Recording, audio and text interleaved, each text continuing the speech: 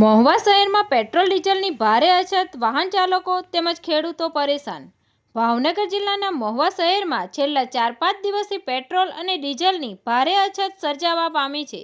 4 દિવસ અગાઉ જ ઈંધણના ભાવમાં વધારો થયા બાદ પણ સ્થાનિકો પેટ્રોલ પંપો પર પેટ્રોલ ડીઝલની અછત હોવાને કારણે વાહન ચાલકોમાં ભારે રોષ અને મૂંઝવણ જોવા મળી રહી છે।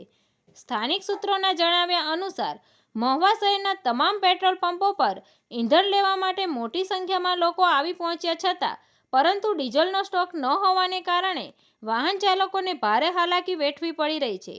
આ અછતને કારણે ખાસ કરીને ગ્રામ્ય વિસ્તારોમાં ખેતીકામ કરતા ખેડૂતો મુશ્કેલીમાં મુકાયા છે।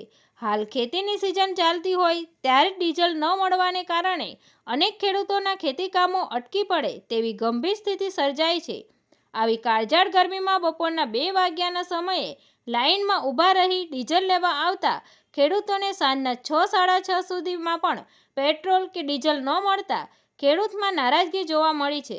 રોષે ભરાયેલા ખેડૂતોએ જણાવ્યું કે મોટી ગાડીઓને 4000 લીટર ડીઝલ આપતા અને 1 લીટર ડીઝલ કેમ નહીં?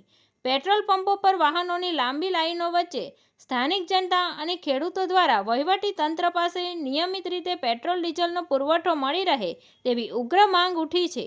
હાલ પૂરતી જનતા ભારે હાલાકીનો સામનો કરી રહી છે। તંત્રી મહેબૂબ રફાઈ સાથે રિપોર્ટર સમીર ગાહા, તપસ્વી ગુજરાત ન્યૂઝ, મહુવા।